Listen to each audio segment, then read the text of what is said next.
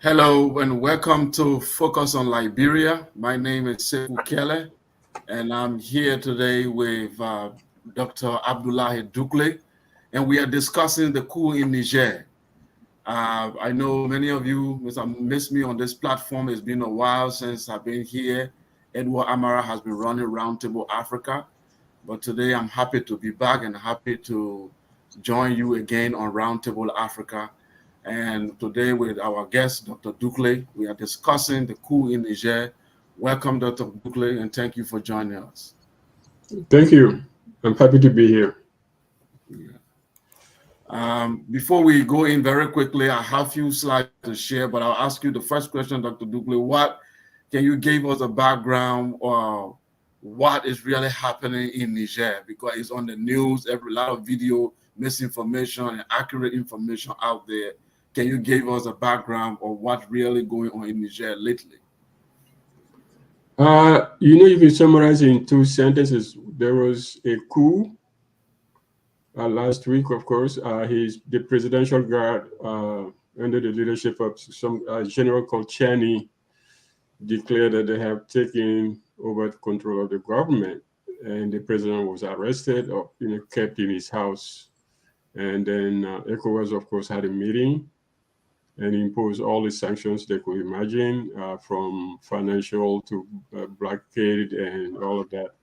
And then decided that as of today, they could go to they could resort to force to reinstate Mr. Bazoum.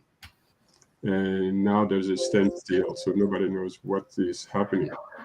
But definitely, Bazoum has been, under arrest or whatever you call it. He's not free to move around anywhere, so he's under arrest. And the generals are in power. They have also said they would cancel all the agreements, military agreements they have with France. And France responded that, oh, well, we can't do that. We want only the legitimate government can do it. Same thing they had with Mali.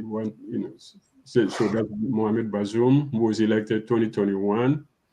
He was actually helped a lot by his predecessor, Mr. Issoufou, who with Macron really got him elected. It was probably one of the most complicated elections. I mean, one-sided elections. They controlled the media for him. The elections were held only in his area, and definitely was not what people expect as the elections. And since then, there've been a lot of problems. And I'm not surprised that it could happen at all. I thought it would have happened much earlier, given the way he came to power and the problems that he was facing as president. Okay. Edward Amara just joined us. Edward, welcome to the show. We are happy to have you here. How are you doing? Thank God, I'm also very, very happy to join this all important show, especially in time of this weekend. Thank you. Welcome. Yeah. So this is Mohamed Bazoum, and thank you, Mr. Dukule, for giving us that background. So the man came to power 2021. Then 2023, he's been deposed. But there are information out there that, first of all, there are many factors leading to all of this. One of them is that Bazoum is from a minority ethnic group, because we know how the ethnic politics play in Africa. And he comes from an Arab ethnic group, apparently looking at him. Do you think that also play a role? Because we know from a minority ethnic group to be elected in African quote-unquote democracy is very difficult. For you to be elected, you have to, first of all, have come not necessarily a political party, but you must come from a very large ethnic group. And his ethnic group forms 0 point something% of the country, compared to men who dethroned him. His Hausa population in Niger is about almost 40% or 60%. So did ethnicity play a role in this coup d'etat? Well, offhand, I wouldn't say so, but yes, it would be, I think that would come, probably that's a second layer. But on the first, I think it was really a political issue. I'm not sure if ethnicity play in that. But for the only way you could use ethnicity in this case is say, okay, if he got elected from a small minority, either he was a very good politician, nationally and well known and all of that, charismatic, or he had big hand pushing him to be there. And the second, case, is that that I think I go for the second case, that he had people pushing him.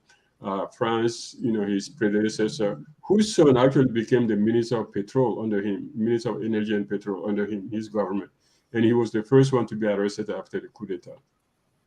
So I see ethnicity, yes. You could say that there's always that problem in our countries, but I would say the military coup was first a political issue, and then maybe we could put the ethnic layer on at some point to talk about Niger in general. Edward Amara, this is a General, I don't know if it's General Abdoulaye Abdurrahman Tiani, the coup leader. Tell us a little bit about this man. Some say he was trained by the French, and for him to now turn against those who trained him, it's kind of confusing.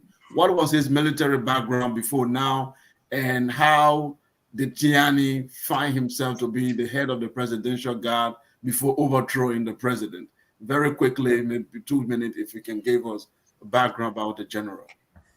Oh, thank you very much. I think the man on the screen over there is a big queer figure compared to other military guys who took over in places like Burkina Faso and Mali. He's not that maybe exposed when you watch at their background, but he was actually a very key figure into even the former president or the predecessor of Mohamed Bazoum. I think he was somehow alleged in 2022 of being involved into an attempted coup in Niger. Of course, he was taken to court. Issues which he definitely denied. He has a very solid military background. Maybe he's a military strategist, but not widely known when you compare to the political or the junta guys who took over in Burkina Faso, and including the one that took over in Mali. So it has that strong background. So but was he the head of the? Sorry, sir. Was he the head of the presidential guard during Abdoulaye Yusuf? Was it Muhammadu Yusufu time? Yes. He was the head of the presidential guide. He was the head of presidential guide during Yusuf regime. And it was even under him that he became the head of the presidential guard. And you can even see a week towards the overthrow of President Mohamed Bazoum, I think there was a paper drafted which the detained and overthrown president had wanted to change the head of the presidential guy by replacing him. So I think it was within that, although other issues led to his overthrow, it was within that particular time he took over. So he's a very good loyalist to the former president. All right. Thank you very much. Dr. Abdoulaye, we want to have a quick understanding of the Sahel. We know the Sahel region consists of these countries, Mali, Niger, Chad, to some extent Sudan and Mauritania. We know a lot of instability about this country lately. Apart from their issues with French and the European Union, we know the jihadist incursion upon this nation. So give us an understanding, what is really the cause of instability in the Sahel? Because some say the instability is caused by the jihadists who are actually coming since the fall of Libya. They are trying to build Islamic states along this Sahel line. And they've been fighting. Even Nigeria have its own fair share of Boko Haram.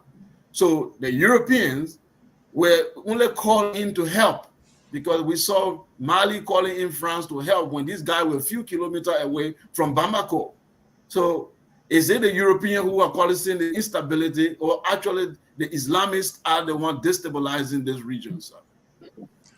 I think as you said at the beginning, it started with Libya. When Libya fell into the war, a lot of the fighters there, people who were trained and jihadis and all of that, moved towards Mali. I don't know how they jumped over Niger to get to Mali, but they definitely, but there was a independentist movement in Mali about the Sahara. So the story goes that they received arms, they took the arms from Libya, walked on to Mali, and then started walking, took over the north, and they started walking towards the capital. They were not actually kilometers from the capital. They were way up north, near Timbuktu. So that's like 800 kilometers from Bamako. So it's not that close. So the Malian government, I think it was 2012, called from France to send air support. From air support, France sent ground troops. And what happened in the desert in Mali, the French came in and put a buffer zone, created a buffer zone between themselves, set themselves up as a buffer zone between the Tuareg rebels and the Malian forces. And then they went to a peace talk in Algiers, and they came up with some kind of agreement that they would negotiate. But what happened is that the French actually, by putting that border between them, that buffer between them, between the forces and the Tuareg, the French became to take control over the north, creating their own base. And actually, Goïta, the current head of state of Mali, once was in Timbuktu. They were chasing the rebels, the Tuaregs. And then they were disarmed by the French army that put them back on the track and said, no, you can't go past Kidal or somewhere, Timbuktu, you can't go past Kidal. So they disarmed them and took their arms away. And Goïta was part of that group. So that's what happened. And then of course, the army could not move beyond that point, but it didn't stop the terrorists from moving inland, because they were, they could mix with the population, they could mix with civilians. If they don't have arms, they can get arms anywhere. So they were able to carry attacks everywhere in Mali, including sometimes in Bamako, in the military camp near Bamako.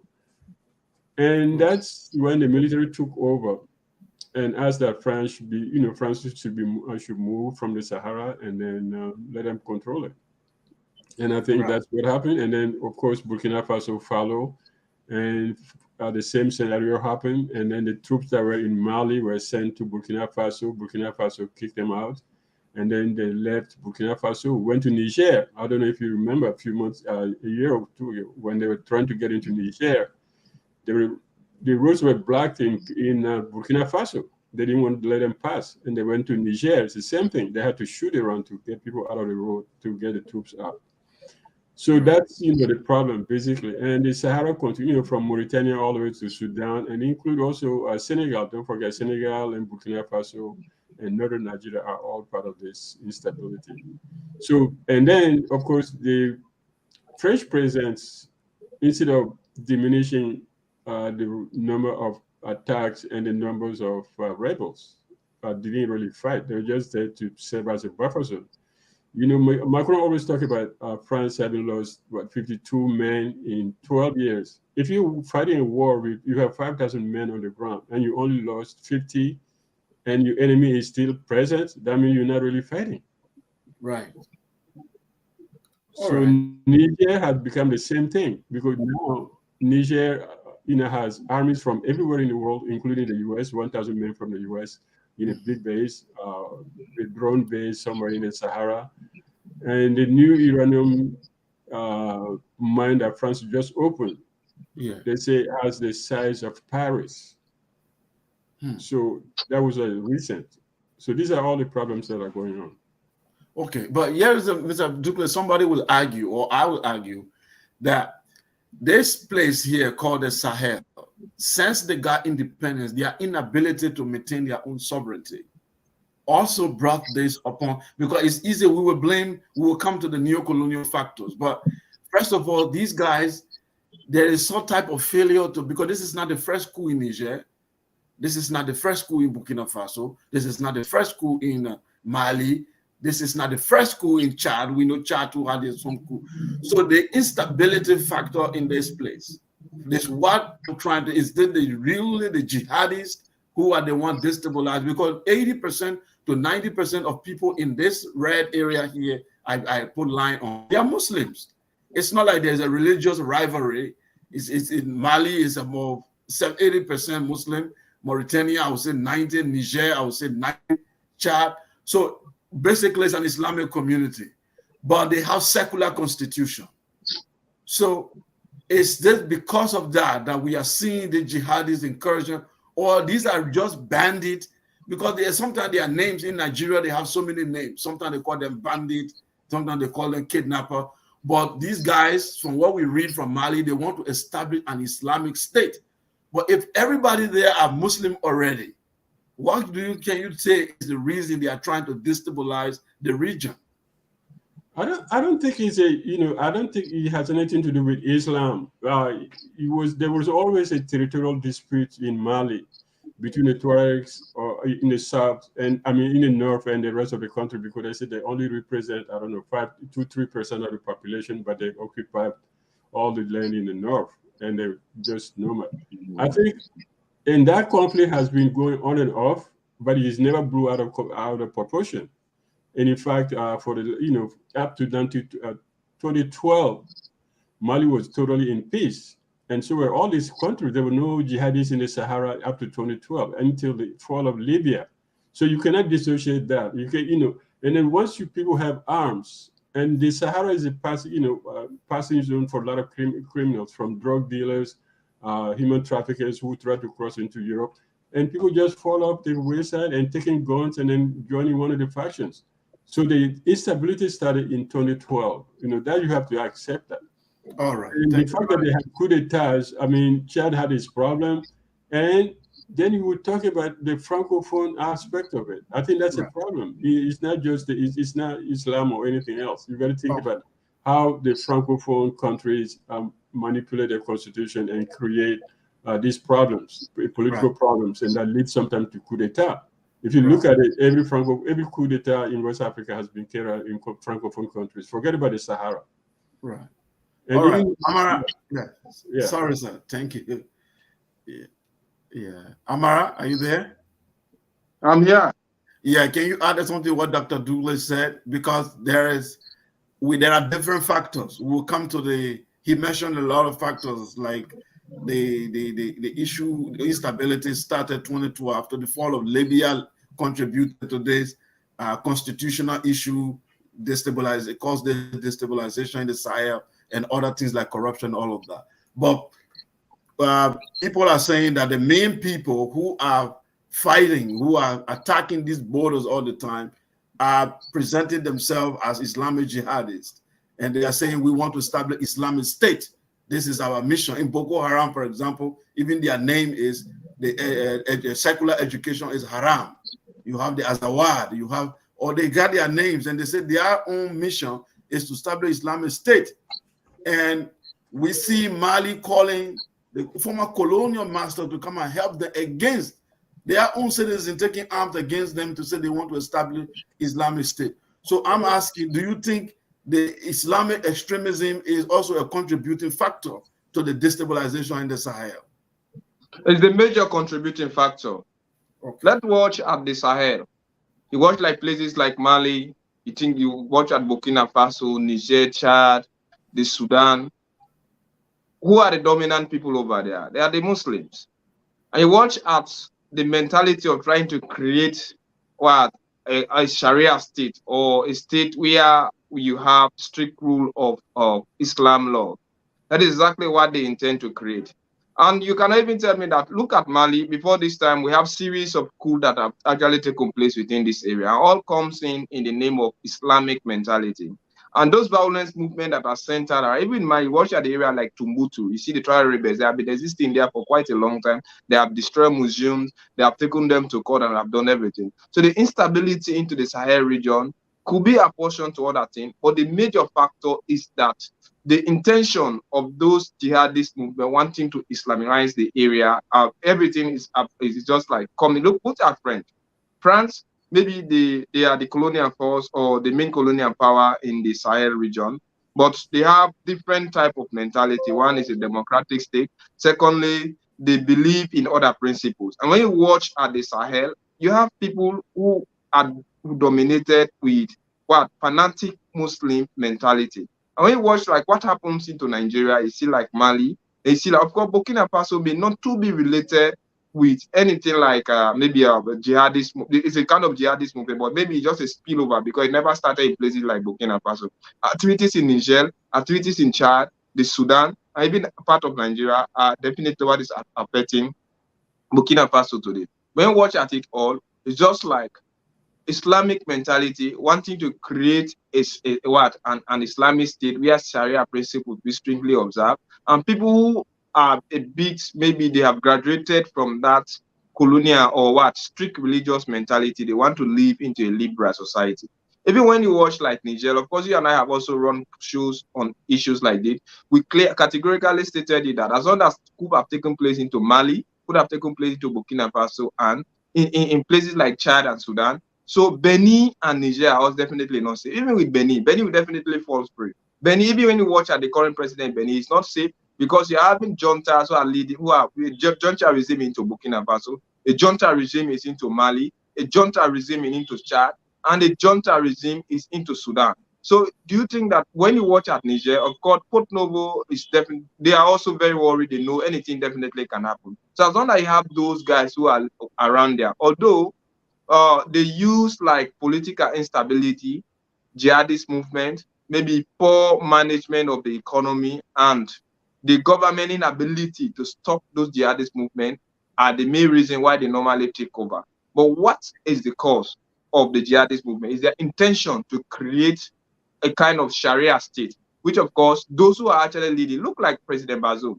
He's a very key ally to the West, especially with France and America. When Niger, when Burkina Faso and places like Mali fell, so France only depended on President Bazoum. And you have German forces who are stationed there, you have French forces, and you also have United States forces who are stationed over there. And they have key factors like the uranium and other things that they actually mine. Even I think I'm even hearing that coal is also found into Niger, and they all want to come and governize this area. We have now people who, and you see Niger, they almost have close connection with northern part of Africa. So a lot of things are there. If you do not have people within the Sahel region who have strict ideology with Islam, issues like this wouldn't have prop up.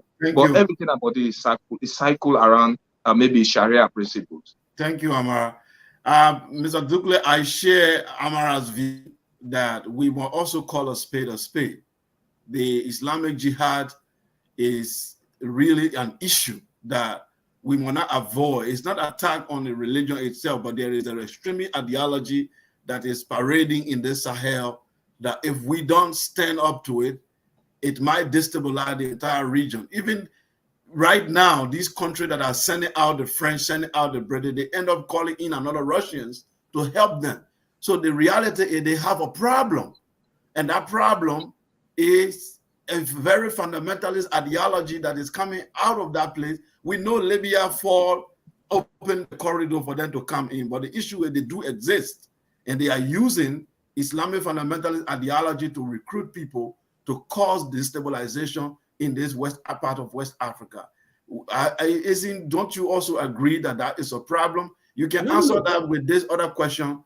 The scramble for Africa in 2023, is this a new fight again to share Africa due to these mineral resources that we have? We know the European industries now need a lot of raw material more than ever before.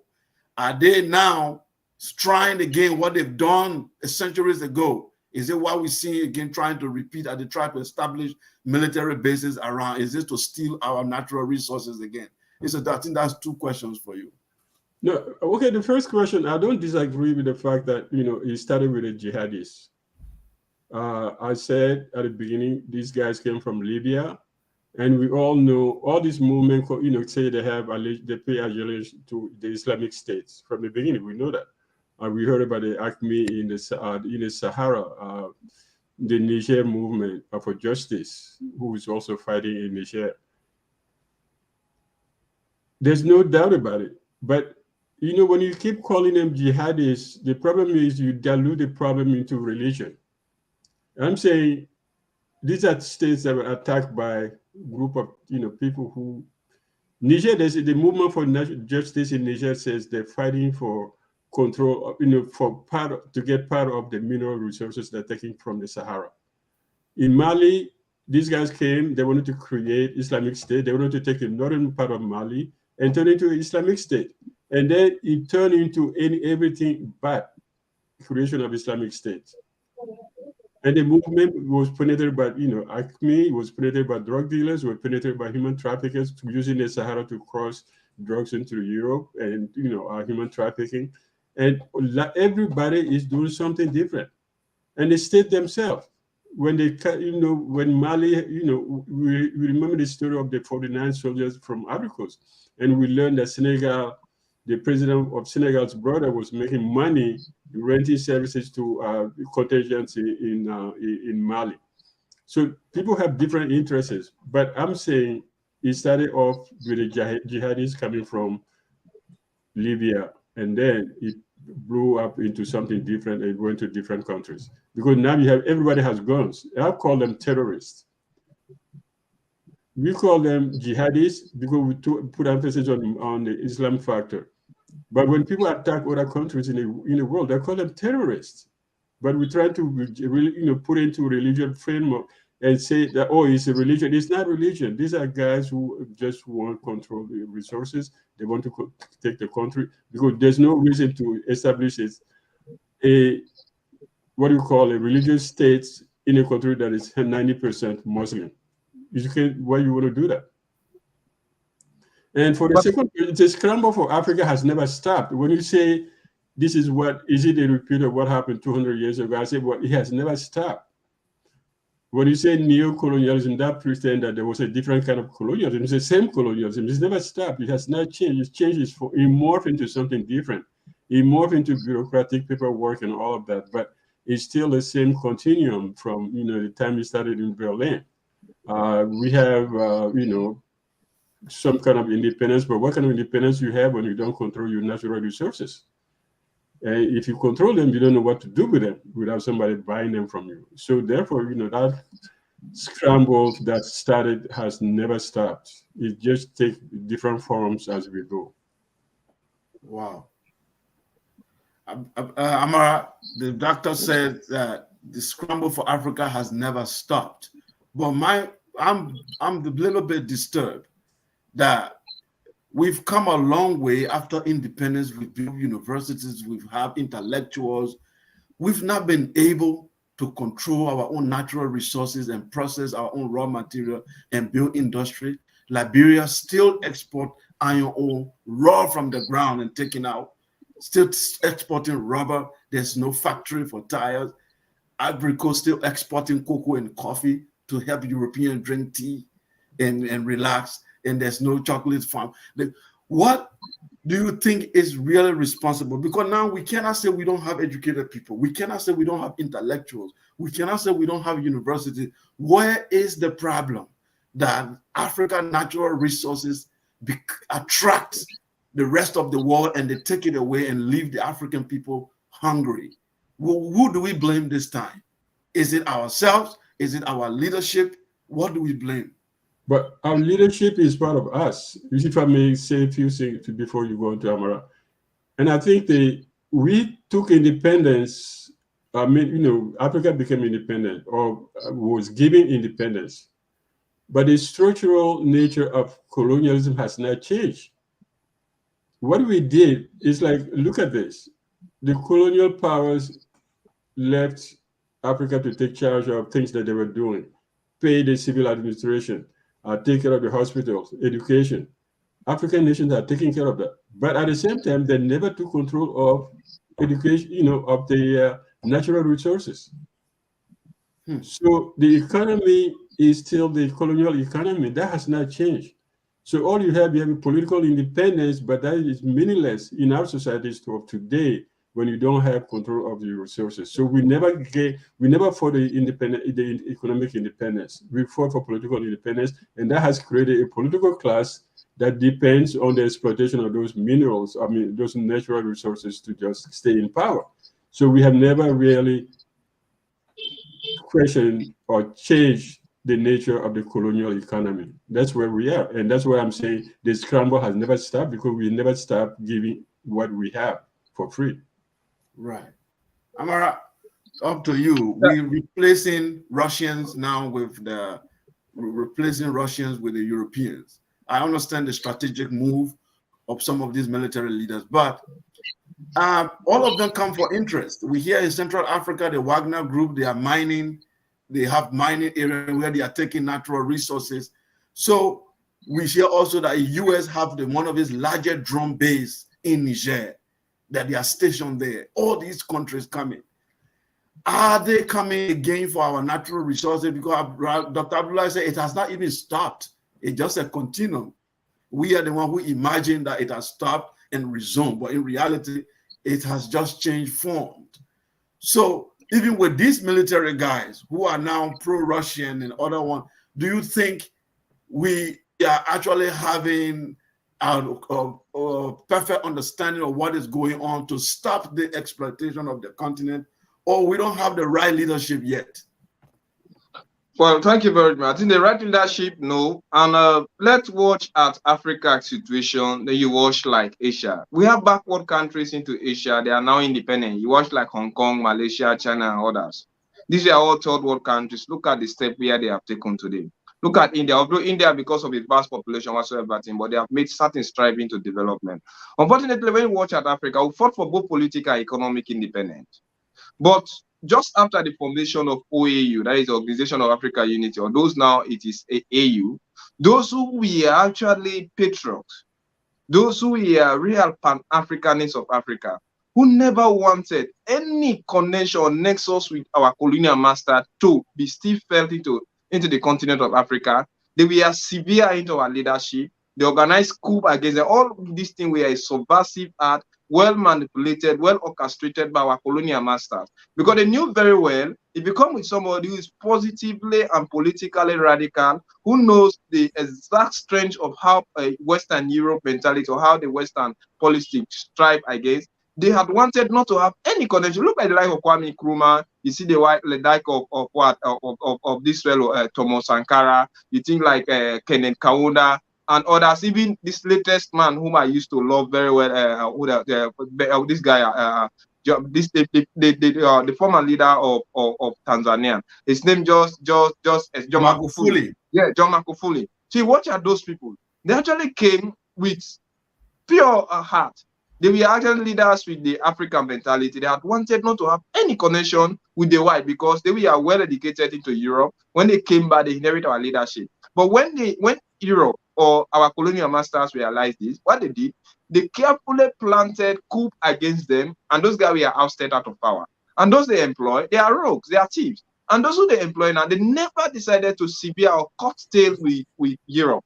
They still made France still felt a presence into France-speaking West Africa, as if France was still the colonial master or still on the hegemony of their affairs. You watch in the West African state, we are Britain colonized, or even in East Africa, we are Britain colonized. They still felt the presence of Great Britain on the state as if they were still there. So when they employ somebody who is not there by merit, but you are the one who rewarded him, and they still, you see, most of those guys, what they did, they continue to create bank accounts with the West.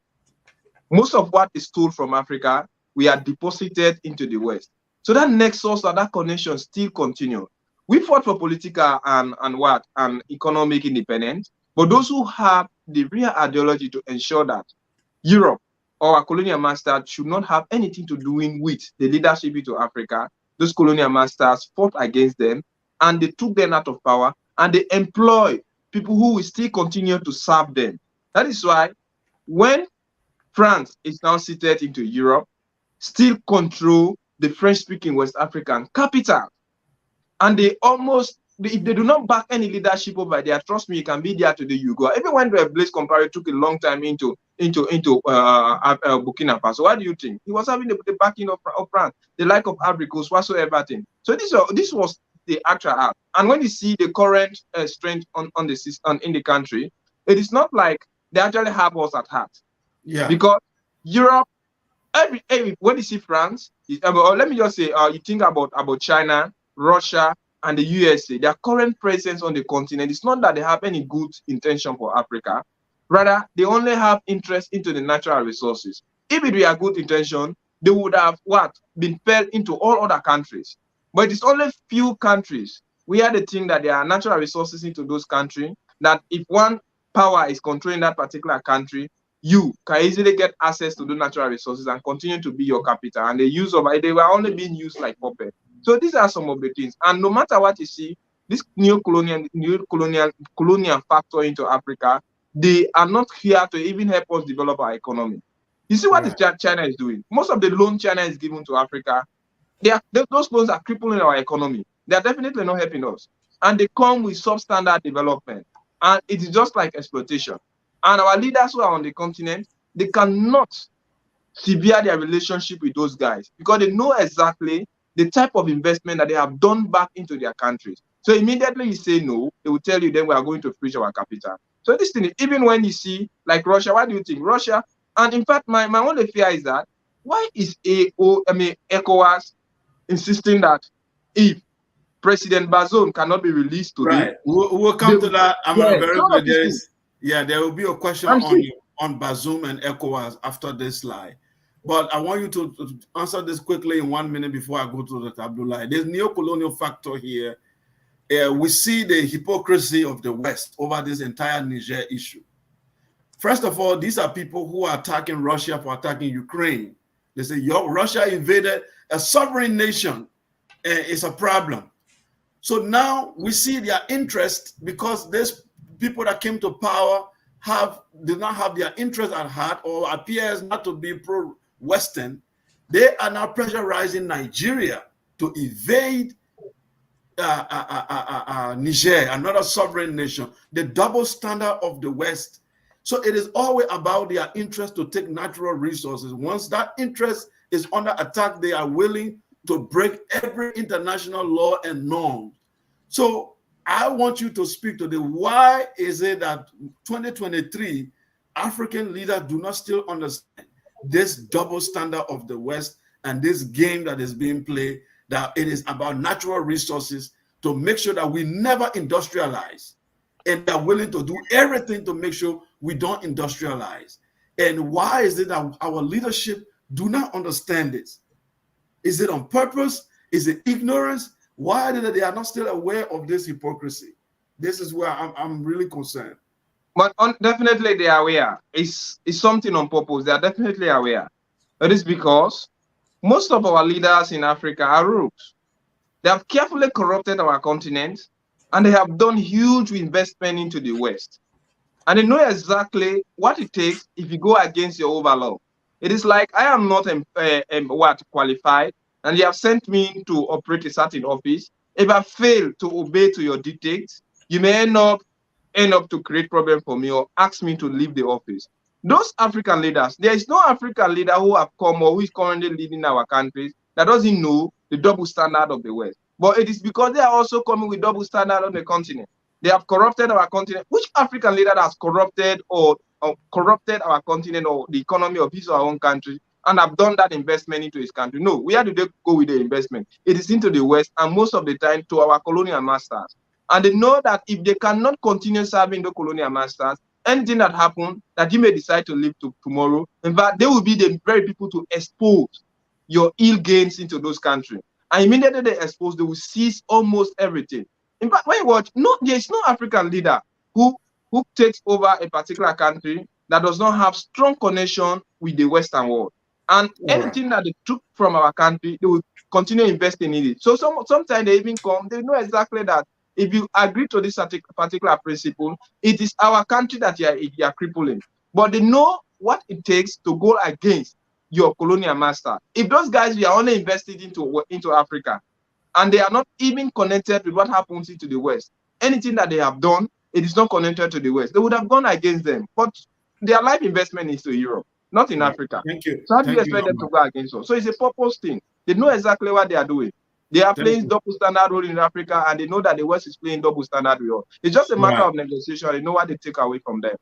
Right. So, Dr. Abdoulaye, this hypocrisy of the West and the double standard, we see Niger producing uranium, because I don't know how the world economy works. I'm not an economist.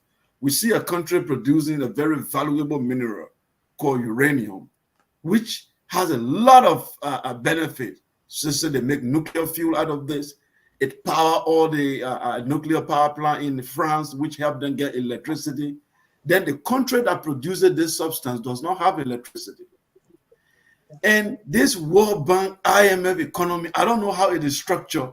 How does someone produce something that can even give the entire West Africa electricity, but that country suffer from electricity problem, and France have electricity in abundance? Is the way the economics are structured, are they structured to impoverish African nations and they don't see it, or African nations are colluding with this country to impoverish themselves, sir? Yeah, but I think I risk repeating myself. I just said, that colonial economy. What was the colonial economy? The guy comes from France, Britain, or wherever, Europe, and say, yeah, we have iron ore here, we're going to take it. And then they hire a few people, pay them low wages, and make them work like slaves, and take the iron ore. And all you get left is a big hole, like bommy holes, and the meager salaries that people get. So you don't actually get any benefit from your resources. And that's what I call colonial economy and colonial economic structure. And that's what we're still going on. Uranium is for 43 years, uranium has been exploited in Niger. Small country, with small population. But they take it from the mine into the ships, and it's gone. There's no process, no transformation, nothing. And in fact, when the first company was uranium company was created in 1972, you know what France did? They sort of created a corporation, a private corporation. The French government took the biggest, portion of the process. I think 60 to 70% of the company belonged to the government of France. And then other interests, like banks and corporations, took the rest of it. You know what? Niger did not have money to invest in the corporation. So that means Niger was left out. So all they received were the royalties that France said, okay, this is how much we took, and this is your royalty, which is what 5-10% of purified, whatever you know. So Niger has no say in the uranium exploitation in Niger. Just like, people who created turned bomb hills into bomb holes, and never gave Liberians anything. They just pay those, manual workers to dig the ground and get the iron ore out, and it was gone. And so that process has not changed. That system has not changed. So the economic problem is still the same. So Africans see the results of going back. You look at DRC. How many people have died in the last 20, 25 years? Probably 5, 6 million people, but nobody talks about it. Because everybody's exploiting the same thing. Wow. I'm sorry I have to leave you soon, though. I'll take one more. Very quickly before you leave, we want to talk about these military guys now and the pending. I don't know whether Tinubu will still go ahead with the attack on Niger, but these 4 military guys, Burkina Faso, Mali, and Guinea, they warned against military intervention in Niger, that any intervention to restore the deposed President Mohamed Bazoum will be considered a declaration of war against them. So some people say, behold, the Pan-African's golden moment we've been waiting for has arrived. Finally, we see African leaders say, you attack one, you attack all. Some people say, well, these guys are only protecting their regime. So are these people Pan-Africanists, or they are just military officers trained by the same colonialists who are they are trying to be like their bosses whom they remove from power? Because many a time we see military leadership in Africa, they were only trying to be like the boss that they overthrew. They wanted to enjoy those privileges too and drive those BB cars too. But then they use the people, they lie to the people that they've come to liberate. We saw it in Liberia, we saw it in many other places. We danced for them, countrywoman born soldier. But at the end of the day, they did not come for us. They came for their family, they came for themselves, and maybe a little portion of their tribe. So these men, are they Pan-Africanists or they are pseudo-Pan-Africanists? That is where I'm Dr. Abdoulaye. Well, Pan-Africanists, you can't judge people from, a distance like that. It all depends on the response they get from the people. We remember some coups where people just sat home quietly. But when you have coups in Mali, or where the constitution had been misused and the people were complaining, people had died. I think like 40, 50 people died in Mali before the coup happened. They had this movement of May 6 or something, May 5, that was conducting, they had demonstration almost weekly basis and paralyzing the country. There was no education, nothing was going on. Guinea, we know what happened with Condé, referendum during the COVID, and then get himself re-elected and all of that. So Burkina Faso, that's even worse. So I would say you can judge them from how people respond to them. And the new generation of Africans, I think, are different. They see Africa in a different way. The young people now who are coming out and to support these people, to show their allegiance. You can't judge them from what they're doing now. We can always say, are they doing things? Are they taking action that meet the needs of the people? Are they in tune with what the people expect? Not being popular today in Africa is very easy. Any president, whenever you overthrow, people would go out and demonstrate because they're poor, they're tired with poverty. And so anybody who comes is better than the one who was there. So that's the sad reality. If any of these guys are overthrown tomorrow, you see the same people down in the street dancing and say, da da da da da. So that's a problem because the people are poor, they're tired, they have seen no ending to their suffering. So anybody who comes with a new message, they'll take it. As being Pan-Africanist makes a lot of sense. You could say, oh yeah, I just want to take care of my country and then leave everybody alone. Or I want to do Africa. They sound like Thomas Sankara, but are they really Thomas Sankara? You got to see where they go with the process. It's too soon to say. Right. Edward, what do you say to that? It's very common. I think the like of the days of Thomas Sankara, when he took over power, as Doug is saying, I think it was very easy for one to judge him based on their action. When you watch at the prevailing circumstances in Burkina Faso, in Niger, in Chad, in Guinea, When these khaki boys took over, the people had little or no option rather than to celebrate them. Because those who actually came into power, they thought that those guys would have respected the constitution, democratized the society. Unfortunately, they choose to prove the other way around. They are definitely not pan-Africanists. They are deceitful. These are carefully placed unscrupulous leaders on the continent of Africa, especially in those 4 places. Because when you judge them based on their double standard, when they overthrew IBK, you saw the reasons that they gave. And from that, we are not organized, or we are not organized, and up to now they are not organized. We saw coup taking place into another coup, and we saw them dragging the election day from one stage to another, and being involved, even conducting referendum to enshrine themselves into power. In fact, up to now, there is no clear-cut answer when Mamadi Doumbouya is going to conduct election in places like Guinea. I mean, when you watch at Burkina Faso, Traore is not even ready to conduct such thing. Unfortunately, we have seen Niger has also fallen prey to those ideologies. So based on their current agenda, and in the space of 2 to 3 years they are in power, they have not standardized any of those countries. They have not stopped. In fact, they have just corrupted everything and even exposed the country into a lot of political volatile situations. So based on those things, they are definitely not pan-Africanists, and they do not even have the intention. They just want to create a kind of draconian leadership based on the prevailing circumstances. And trust me, in those 4 countries, or any country that is being faced with jihadists or terrorism movement, if you cannot have the backing of the military, irrespective of how strong the population back you, your government cannot stay long in power, because you can only stay long in power if you have a stable government and you rely on the army to protect you. But if the army still have an eye on the leadership of the country, what will you do? So, in terms of civilian leadership in those countries, when you have terrorism movement, jihadists, and other banditry operating in the country, it's a perfect idea. So they are definitely not pan-African. They are careful people or deceptors. They have the intention to do any other thing.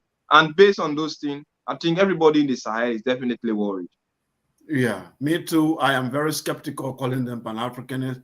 I want to see what they will do, how strategic plan they're going to put in place to move this country forward. My first test for them, if you are truly pan-Africanist, collapse the border, create one country. Let's see what happens. Because if Mali, Burkina Faso, Niger, all these people come together and create one powerful federation, I don't think some jihadis will overrun that country like that. It will be a very tough one for you to overrun such a powerful state. And they have all the historical elements to be able to do that. The Mali Empire, the Ouagadougou Empire cover some of these countries that they are living in today. So there is no excuse for them to live in these colonial territories that they are giving names today and with flags.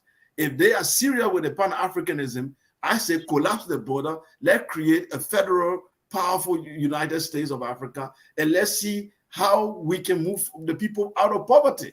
That's where we need to see. Brad, Dr. Abdoulaye needs to go, but I don't know if he can answer it quickly before that. It's about Ecowas and the Ecowas chairman, Ahmed Bola Tinubu. Tinubu was just elected in Nigeria in February in a disputed election. It's claimed that he stole the election. It's still in court. I think this month we are waiting for the Supreme Court to decide whether Tinubu was illegitimately elected or not. But we find out during the court proceedings that there were documents that came up that Tinubu in the 1990s was involved in drug activity in the United States, where he forfeited $500,000. He didn't deny it anyway. He just said that it has been a long time ago. So that case, they were looking for him. He moved to Nigeria, where then he became governor. There are rumors that he became foreign intelligence asset. I don't want to mention the foreign intelligence name. So the country where he did the drug dealing, he became the foreign intelligence asset in Africa. Then now he became governor. Throughout his politics, he was like a spy. Then he won a fraudulent election in Nigeria and imposed himself. Then quickly they made him Ecowas chairman. This is the truth. He just wrote the Nigerian Senate to give him permission to invade Niger. Now, I'm trying to put it together. A man who is elected fraudulently, now become head of ECOWAS and is quickly trying to evade his neighbor. Has ECOWAS become a puppet organization for the West? Is this the ECOWAS that was created in 1975 by African leaders to create free trade, freedom of movement? It has become an instrument of neo-colonialism. And we have these people with questionable character leading this institution. What's your take, Dr. Abdoulaye? Okay, for my goodbye piece, you know, what is his name? Laurent Gbagbo, the former president of Ivory Coast, once said the only good thing about ECOWAS now is its creation, that is being created, nothing else. ECOWAS fell into the French domination back in around 2011-12. Just at the time when, you know, Mali was invaded, Senegal, you know, Macky Sall became president in Senegal, and I remember going to that summit in Dakar, March 2012, and then ECOWAS just veered into French lap. First was Burkina Faso, chairman Alassane Ouattara, and then Macky Sall, and then the presidency of ECOWAS at the same time was always a francophone, either Ivory Coast or Burkina Faso, or later on somebody from Guinea, so I'm not sure. But so that allowed, and Ouattara being Frenchman, he doesn't hide it. The French people, you know, I mean, Sarkozy said about him, we took Gbagbo out and we brought in Ouattara. He said it on TV, it's somewhere on the web. Ouattara is beholden to the French. He goes to France every month. In fact, he was in France when the coup in Niger happened. And he flew back. He was there for a medical visit. And he flew back the same day to go back to so he can attend a meeting. So ECOWAS was penetrated by France through Burkina Faso, Ivory Coast, and Senegal. And over time, it just became an extension. Whatever Paris wanted in West Africa, ECOWAS would vote against it. ECOWAS would do it. You look at everything that happened. When Ouattara had problems at Ivory Coast for his third re-election, where he killed, 150 people died. ECOWAS had told him, liberate all the political prisoners, allow everybody to run for politics, and allow Mr. Soro Guillaume, who brought him to power, to return to Cote d'Ivoire. You know what I said? Hey, the decisions and things of ECOWAS, that's ECOWAS problem. They have no value in Africa because we are a sovereign country, we do what we do. And that's the same guy today who's pushing ECOWAS into war to go. So yeah, Tinubu is, they say he's a Frenchman or he's an American man, but definitely he's a different type of Nigerian leader. And I see ECOWAS being on a rocky road for the next year if he continues this way. If he stays in power, that's it. But definitely he is not the pan-Africanist we're looking for. No, yeah, definitely not. Okay, guys, I'm pleased to, I was told about this around 9 o'clock, so I stayed for 1 hour. I'm glad to have met you both, and I hope we can do this another time. Thank you so much, Dr. Abdoulaye. We appreciate your contribution. We hope to have you here again for us to discuss some of these various topics. We still have a few more slides, but Amara will deal with them. So thank you so much, sir. Okay, Amara, have a good day. Bye-bye. Yeah, Doc. So, Johnny. Yeah. Bye-bye. So, Amara, Bola Ahmed Tinubu, the man who has made himself the king of ECOWAS, because I call him the king of ECOWAS. When he was finally given the chair leadership of ECOWAS last month, he said no more coup in West Africa. And this coup Niger coup happened a few weeks after that. But why is it that ECOWAS is now worried about political coup? Because for me, the political coup leads to the military coup. The political coup is when you change constitution to stay in power. The political coup is when you steal elections. There's no free and fair election. And you impose yourself on the people because you got the money, and you corrupt the institution, and you impose yourself on the people. So when we have this type of institutional coup, isn't military coup inevitable? So let's talk about Bola Tinubu. Do you think Tinubu is an example of why military coup will continue to happen in Africa, based on the fact that he has questionable character, he is a pawn, he's a stooge, of the West, and at the same time, he came to power through a very dubious means. Stop to Amara. This is absolutely interesting. I don't know how can you take a gun and put him to take care of, or a gun leader and say take care of a prison. This is exactly what is happening today.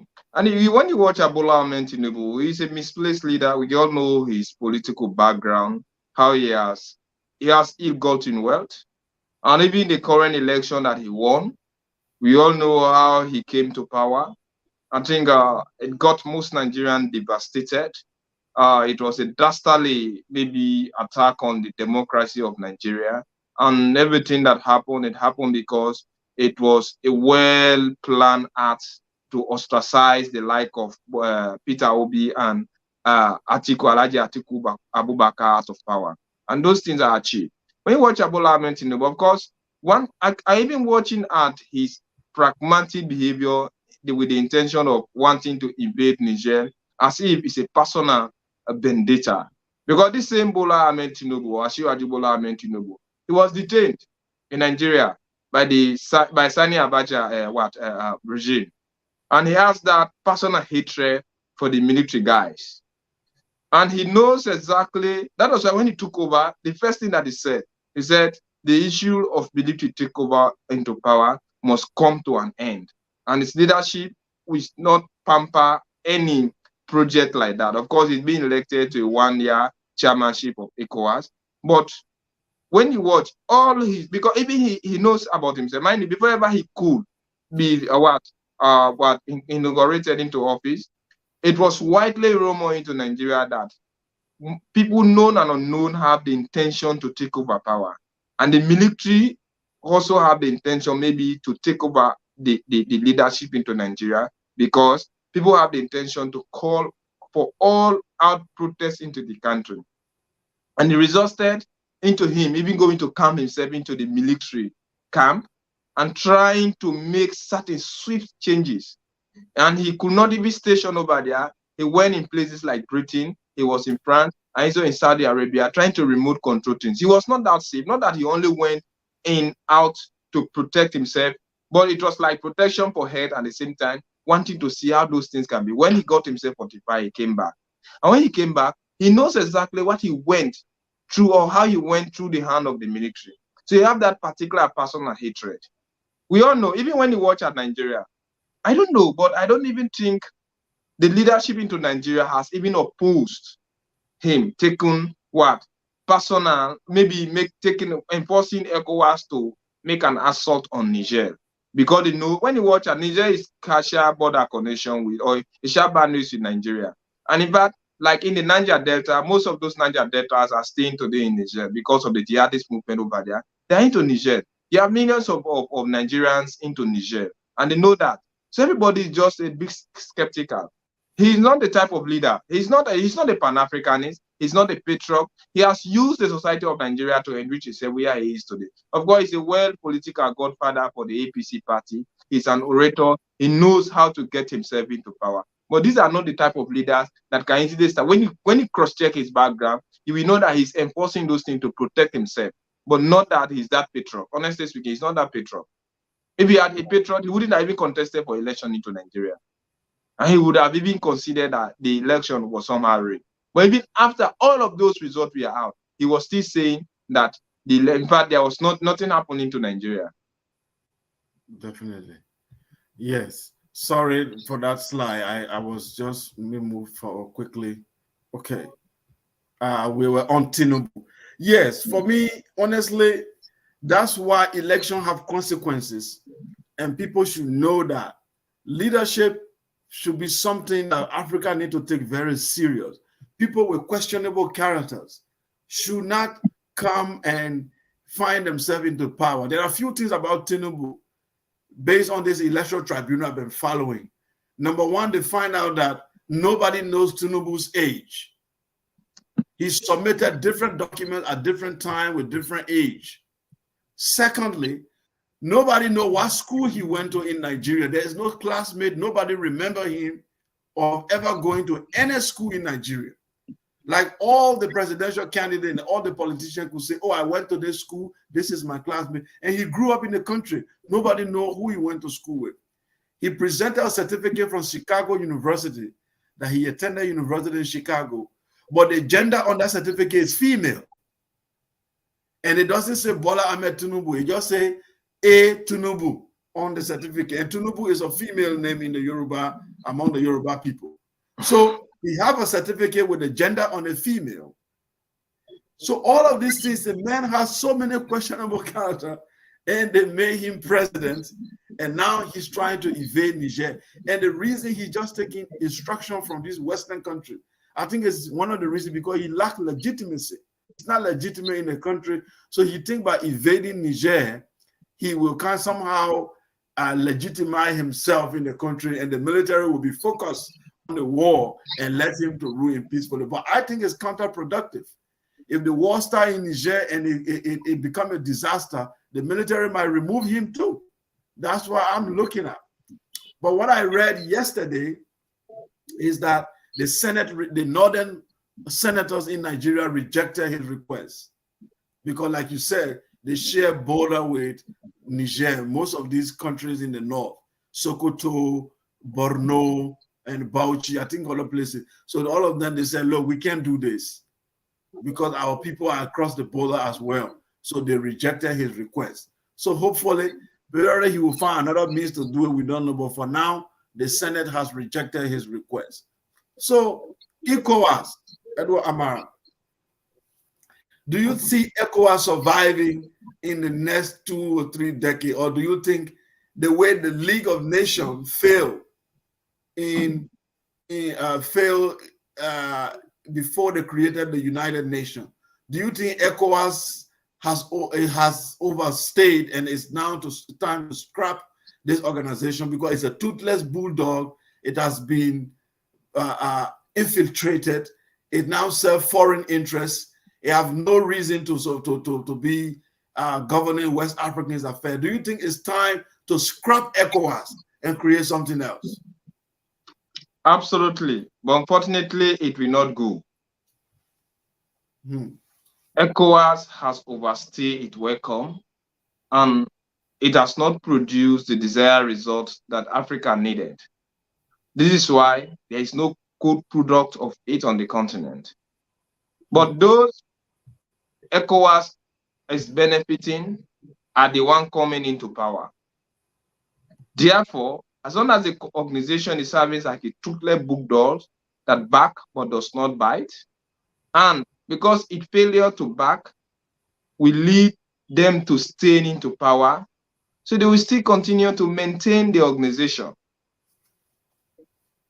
All of them knows that ECOWAS is not living up to expectation because the free trade, the political stability, they may be like let me just say in short here, the economic and political development that ECOWAS was created for is far back from being fetched.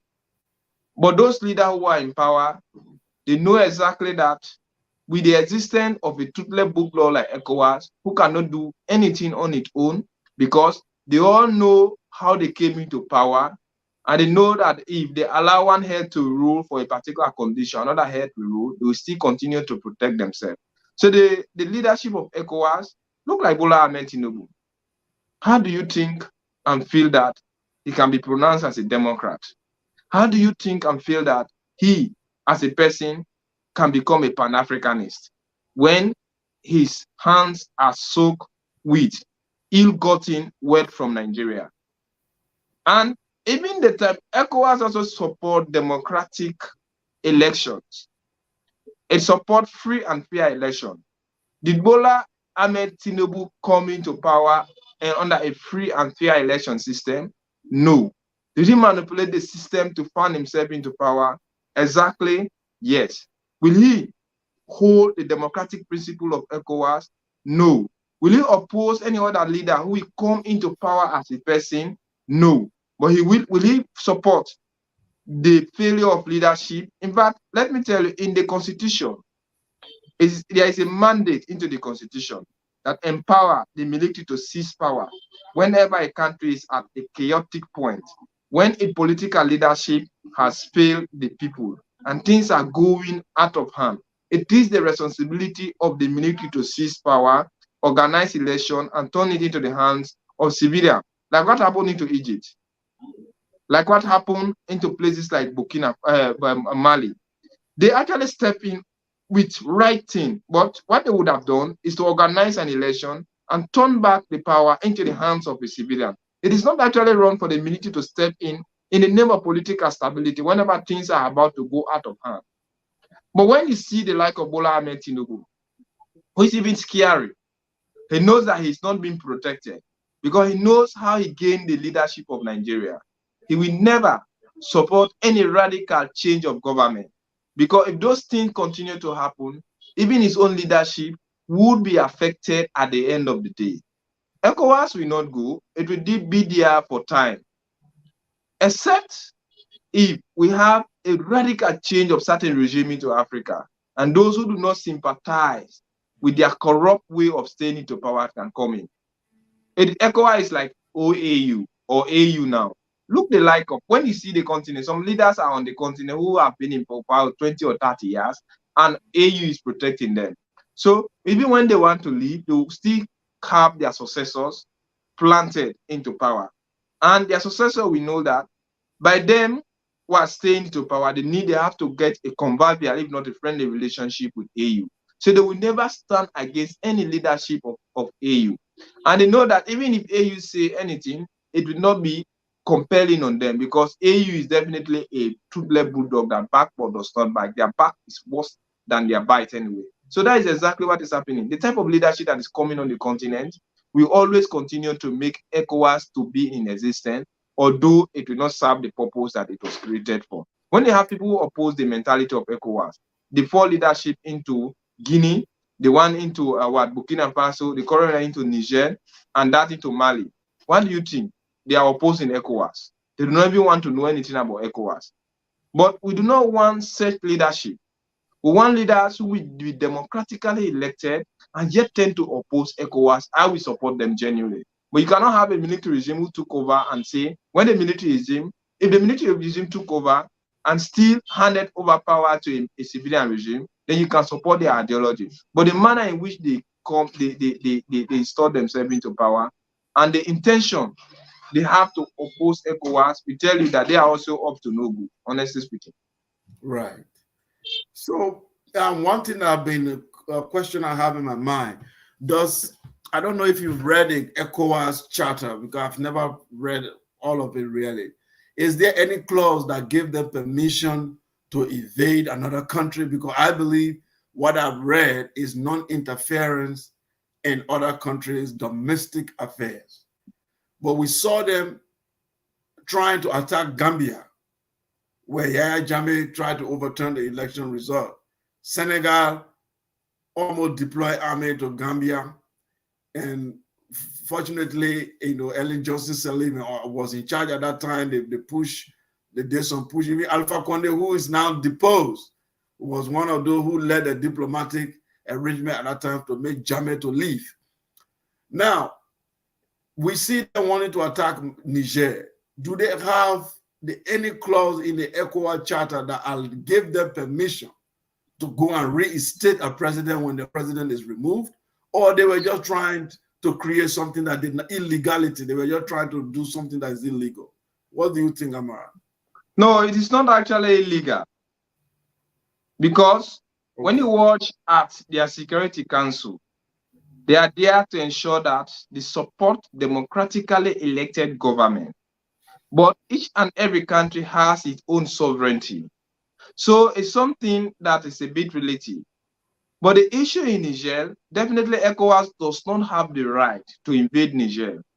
Because if those who took over in Niger, if you have people who are coming on the street demonstrating against the junta, calling for a civilian regime and the release of President Mohamed Bazoum, and the people on their own can do not have that mandate or that power to ask to force the military to resign or to hand overpower to a civilian regime, and also release President Mohamed Bazoum, by then ECOWAS would have come in as a kind of project like they would have led to ensure that they restore or they reinstall democracy into Niger and also got the president released.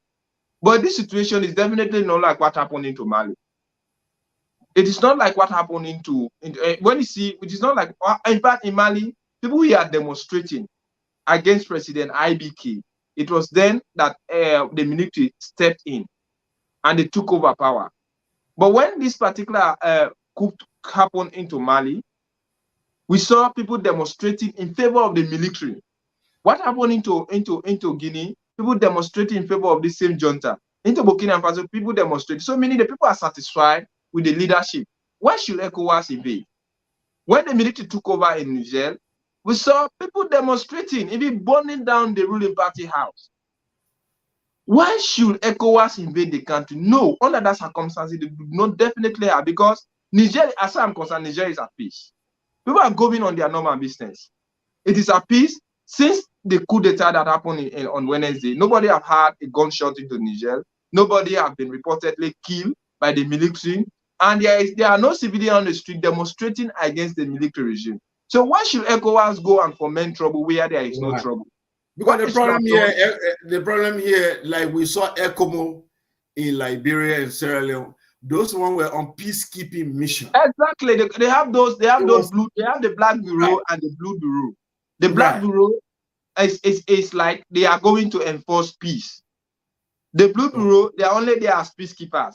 But Liberia was at war. So ECOWAS was there. It was a rebel that attacked Liberia. In Sierra Leone, rebel attack. ECOWAS was there to ensure that they fight on the side of the government.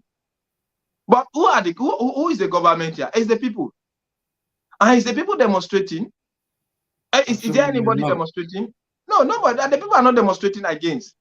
So if the people are not demonstrating against these particular people, why should ECOWAS invade Niger? Why must you go and create problems? What they do is to negotiate. Under these circumstances, the constitution or the clause that the organogram of ECOWAS does not permit them to invade Niger. Because as far as I'm concerned, there is no political turmoil into Niger. There is a radical change of government. And since there is nobody demonstrating against the junta, what they should do is to ask for a democratic change of government, negotiate with them to see what went wrong and how that they can wrong the wrong and right the right, and see how issues like that should go on. But ECOWAS want to create problem where there is no problem. They only have the political mandate, like what was happening into Liberia. In Liberia, there was a rebel war, and people were fighting against a constituted government that was boldly elected by its people. That was why ECOWAS, when it went there, it formed on the side of the government. But tell me, which army will ECOWAS fight with? Because it is the army that seized power. So are they going to fight against the entire Nigerian army? Is that what they are going to do? Because when ECOWAS went into Liberia, they went and fought alongside the Liberian armed forces. When they came into Sierra Leone, they fought alongside the Sierra Leonean armed forces against the rebels. So if ECOWAS invade Niger, which part of the army is going to support them? When the junta took over, the army general boldly came that in the name of peace and sanity of Niger, they have decided to support the coup. So let's assume that ECOWAS invade Niger today. Which part of the army is going to support them? So are they going to take over the entire Niger army? So are they only after now they have taken over? Let's assume that they got President Bazoum freed and installed into power. So will ECOWAS be the army still serving the Nigerians? So this is a carefully stupid act, and they should be very careful on what to do, because no army is going to support them. All of them are sided with the coup d'etat, and they are now negotiating. I think what they should do is to see how a civilian government can come into power. Because when you go invade the country, you must fight on the side of the army into the country, not the army against you. Definitely. I agree with you. I think it was very, very illegal. And it was obvious that they were doing it for foreign powers. They were not doing it in the interest. Nigeria had no reason to attack Niger, and no African country does. It's peaceful. They just try to change of government. There can be things like sanctions can be imposed to say we are dissatisfied, but there was no need to declare war. It does not even, there was even no reason, absolutely, they posed no threat to the sub-region, they didn't attack, no. So it was really unnecessary. So they bring us to Alassane Ouattara. You see, whenever we talk about coup d'etat, I always remember my man Ouattara. The reason I remember Ouattara is that because 2011 is still stuck in my head. How elections happen. Yes, the election wasn't a perfect election. It was some of those elections we are talking about that are always wrong. And the election commission say he won, but the election commissioner have to run to the foreign country embassy to go and declare him winner. Then the Supreme Court, which they call Constitutional Court, says that he did not win, Dolan Gbagbo won. Now, we saw the French government, Ecowas, and everyone gotten together to bombard the palace of Laurent Gbagbo, get him out to put Alassane Ouattara into power. For me, that was the day Ecowas died. For me, and I continue to say this, and people don't understand. We see when you talk about rule of law, it's a very difficult thing. Sometimes it can go against you, but you need to just bear it because the rule of law is the authority. Authorities are not the one who are the rule of law. The rule of law is the authority. So when the highest law in the land is the Constitution, and the highest, those who interpret that Constitution are the judiciary.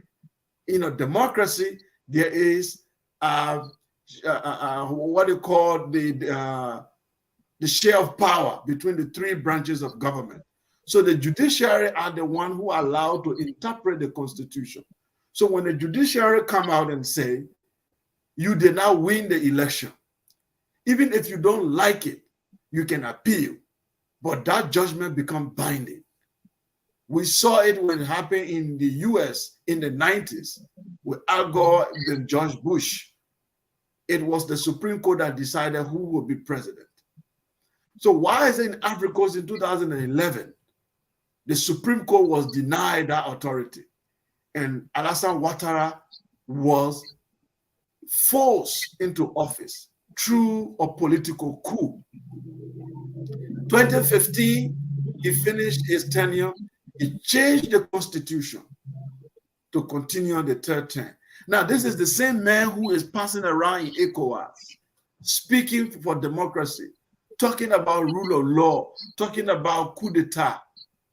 I think these people lack the legitimacy, and Ecowas has died naturally when they sat down and allowed French to attack Gbagbo and install this guy into power. For me, that's when ECOWAS lost all legitimacy in Africa. What's your take? Absolutely. You see, the problem of ECOWAS is responding late to unimportant issues. Responding late to important issues, then trying to fortify themselves into power because they still have the intention to continue the same string of things. What ECOWAS would have been doing is to prevent first constitutional coup. But they will allow constitutional coup to exist.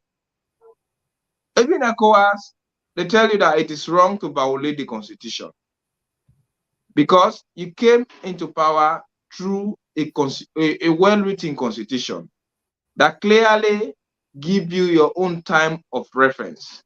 You have how you have to gain power and how you should leave power. Those time limits are there. And ECOWAS will be seated. They will allow elected presidents, after the terms of office are expired, they will manipulate the constitution by conducting a fraudulent referendum, installing themselves into power. And they will not see that as a violation until the khaki boys will step to correct the wrong things. That will be then that ECOWAS will come up. So these leaders, that is what I'm saying, they're hypocrites. Look like Ivory Coast example that you have cited. What should Alassane Ouattara be into power? It was the same thing that led to the ousting of Laurent Gbagbo and his coming into power. I thought that he would have been a very good example by fortifying what he was being brought in for. Because everybody knew that Gbagbo lost the election. He refused, even with the declaration of the constitution. That was what he invaded, to ensure that, in fact, there are times in democracy, it's like disagreement into a divergent view. Everybody has his own view, but the constitution is supreme at the end of the day. And it was in the name of protecting the constitution that Gbagbo and his wife Simon were arrested and sent into The Hague. Later on, they were released. Why should Al-Hussein, of all people, violate the very things that he was being elected for? So Ecowas sat down, they did nothing. He's a guy who's living under threat and fear, because it was the same 2020 that Lansana Alpha Conde manipulated the constitution. Mamadi stood against the person. Maybe, what I'm thinking, why is still keeping him into power? It is because the Ivorians have tasted the deep bitterness of war. So they wouldn't want to throw the country back into what existed when Gbagbo and Ouattara had issues. But in the places like Guinea have faced some political upheaval, but they have never had the deep experience of Ivory Coast, that of Liberia and Sierra Leone. So it's still existing. But it's not safe. And maybe the army, it's not that used too much with political overtake into Ivory Coast compared with the other West African countries. But ECOWAS is seated. So all the problem about ECOWAS is allowing constitutional coup to take place. And when the military step in, they start to blame the military. But ECOWAS should be blaming themselves for their failure to maintain the constitutions of their various states. All of these countries, the president violated them. And all of those countries where you're having presidents staying into power for long, they know that the constitution is being crippled. But ECOWAS will say nothing. AU will say nothing till the military step in. So most of the time, I do not actually blame these military guys, because just as the pictures that you are displaying on the screen, you are seeing people from all corners, from all walks of life, supporting the military, because they know that they were actually existing under non or illegal government. So to legitimize this government, they have to come in to support the military. So ECOWAS, to me, is a sham. ECOWAS should not be existing. It will have a change of leadership. But unfortunately, leaders who support or sympathize with their ideology are the one electing or being elected into power. Yes.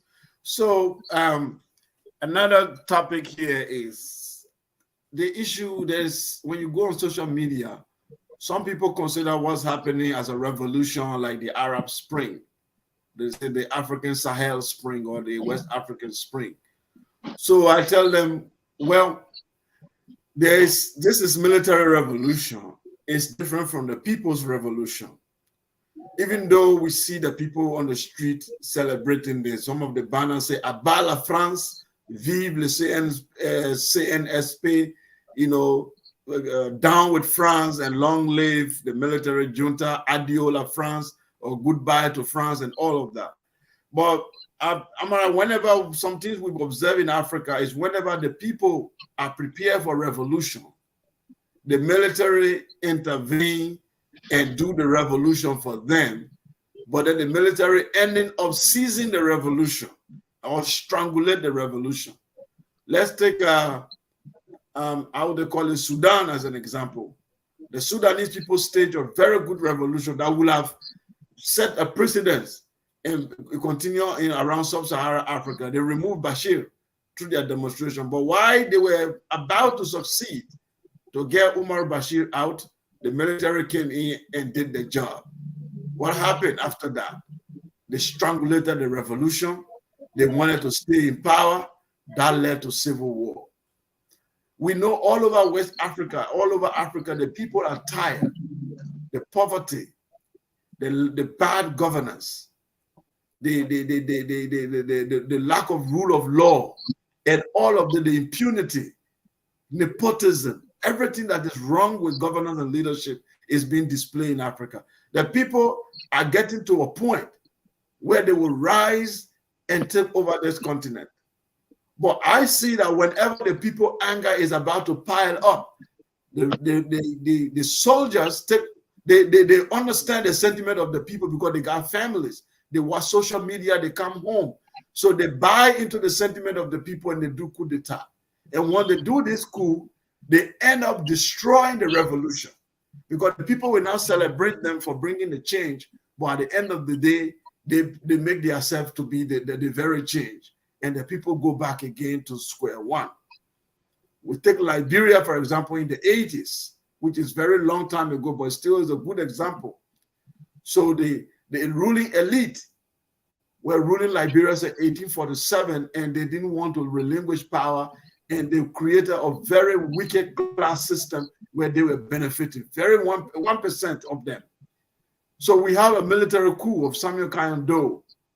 The entire people were celebrating, oh, countrywoman, born soldier, and all of that. Liberians were already tired. We saw the riot. They wanted a change. The people were rising little by little. You saw the riot. They were demonstrating. So it was getting to a point where the people themselves would have done the revolution to change the elite. But the military came in. What became of Samuel Kayando revolution? The PRC or whatever they were called. They ended up becoming a problem. They replaced the people that they became the very evil that they were speaking against. So I'm worried that these people hope might be dashed again. That these people that are so happy that France is gone, so happy that change has come, when these soldiers eventually are given peace and they are allowed to settle down, they will start driving Lexus. They will start driving all type of expensive car. They will start going to Paris again to start going for medical treatment and living life. The same thing they kick against, that's what you will find them doing. So that's my fear. I believe the people's revolution will be the best revolution than the military revolution. What's your take? Absolutely. But each time the people's revolution comes in, the military took advantage of that, and we have an effective control over the system. Like in places like Sudan, you have a people revolution going on. What did the military do? They took over. They used the disgruntledness of the people, the political leadership failure into those countries to install themselves into power. And today, the hope of the people will definitely be dashed because the military guys are no different from those who are actually in power that abuse their positions that we have been elected for. Because the military, in essence, here is no different from those corrupt guys. Mind you, those leaders, they can only stay long into power if they have a very strong wing of the military supporting them. So when the people come against their overlord, the military will pretend by seizing power. But they know how it is beneficial to them by not relinquishing the power that they seize. Because those who we are actually in power use them as weapons to stay into power. And we are receiving orders from their overlord. Now the overlord is no longer the overlord, it is them. But even while we are not the overlords, we are still benefiting from that leader long staying into power. Because without them, the leader wouldn't have been long into power. But the leader took long into power because they had their support. And if they are going to have your support, it means that we are being bribed, being given careful, handsome package, and long-time contract, assurance, promotion overnight. And when the general populace will now decide to go against the leaders, the military will now step in. So in places like Sudan, popular demonstration, the people ousted their president, the military took over. We are seeing what is happening today. In places like Mali, people demonstrated against a constituted government, democratically elected. The military took advantage of them and they took over power. So if the military were actually neutral from those guys who are actually staying into power, had they have no connection with the guys staying long into power, when the people will demonstrate, the military take over power, they would have actually given in those power back easily to the civilian. But the military knows exactly what it takes to be into power and how beneficial it is to them. That is why if they seize what the people hardly fought for, but if they have not the intention to fight for it, the military immediately they seize it, they will never release it. So any leader that stay long into power have a very good connection with the military. And most of the time, the military that will seize power are the one who are at the corridor of power. And they know exactly how beneficial it is to them through other leaders long stay into power. So at the end of the day, the main goal why power was seized will definitely collapse. It will be crippled. If we are not so, leadership in Liberia wouldn't have failed under Samuel Kayondo. Leadership in places like Burkina Faso, leadership in places like South Sudan, in places like North Sudan, in Mali. This is what we are seeing. Even in Guinea, we are seeing what is happening today in Burkina Faso. It is because all those guys who seize power are presidential guards. And who are guiding the president? Well-fortified, well-trained army, small faction with them, but they are given sophisticated weapons with high caliber training.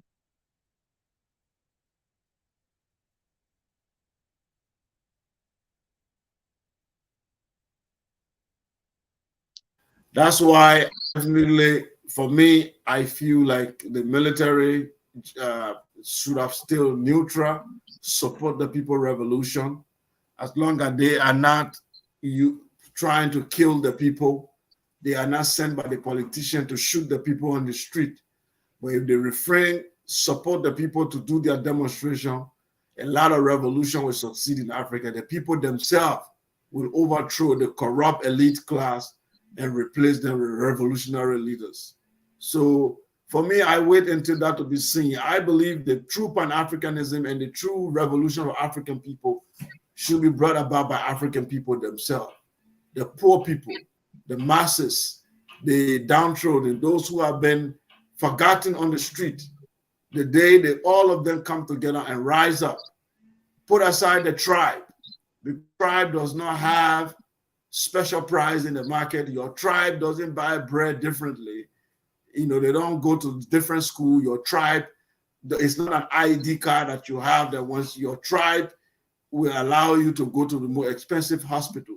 No matter what tribe you come from, no matter what religion you come from, the poverty is the same everywhere. So the day the masses discover that tribe is being used to divide them, religion is being used to divide them, political party is used to divide them, then they will realize that all of these names are just game. Oh, I'm sedition. Oh, I'm opposition. Oh, I'm this. The real struggle should be we, the people, against the ruling elite. That's what the revolution should be about.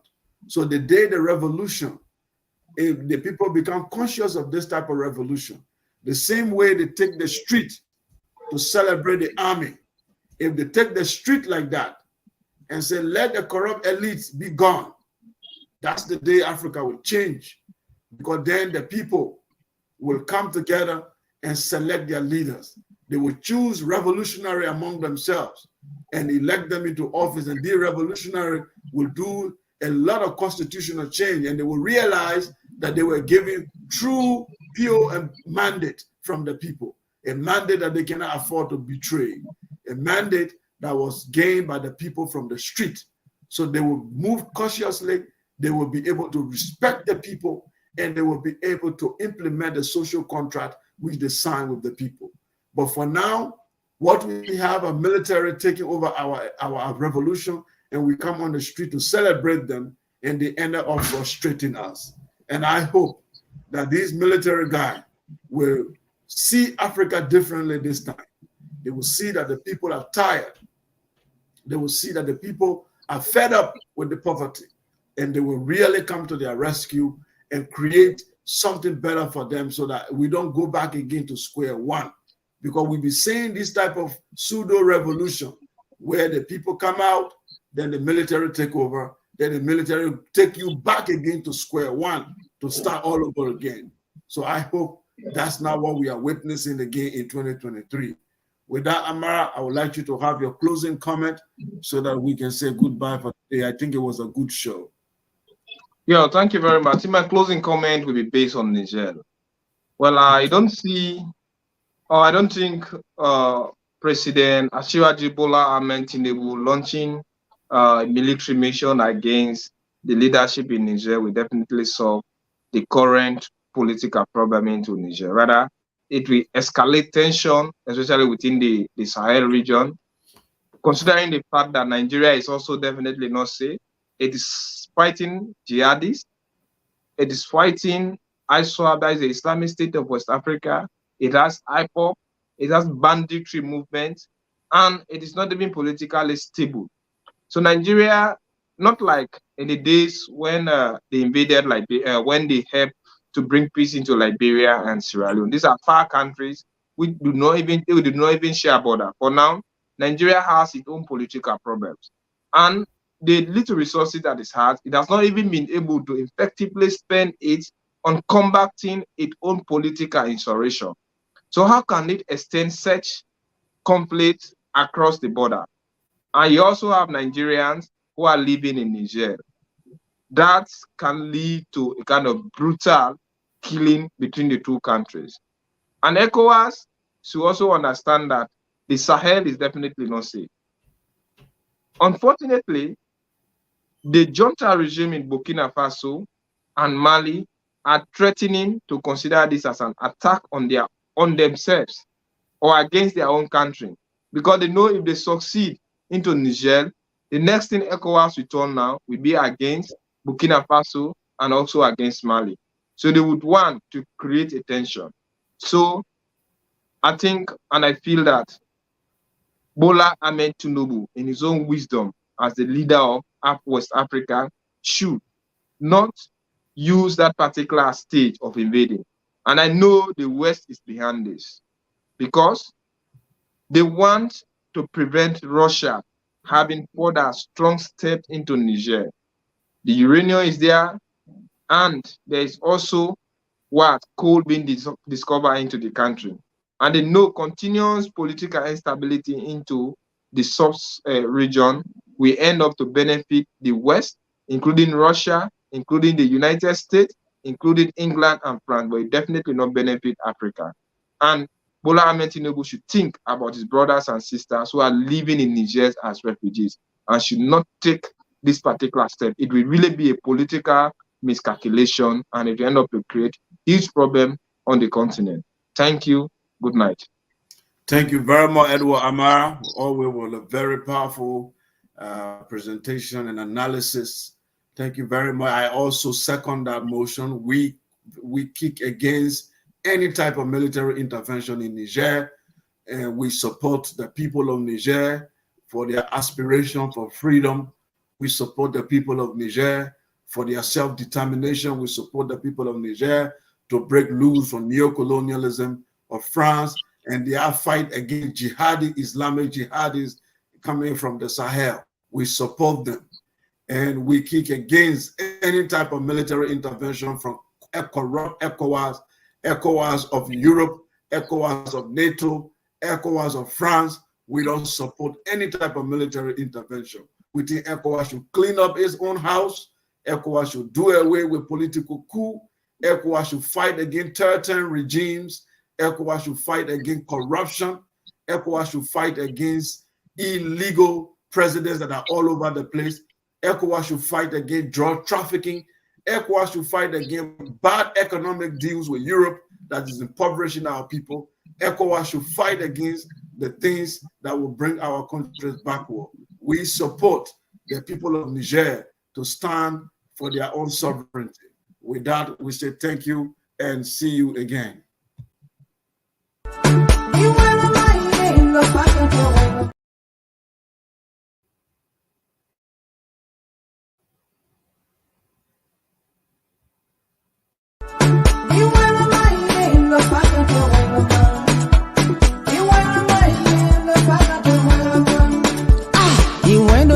You went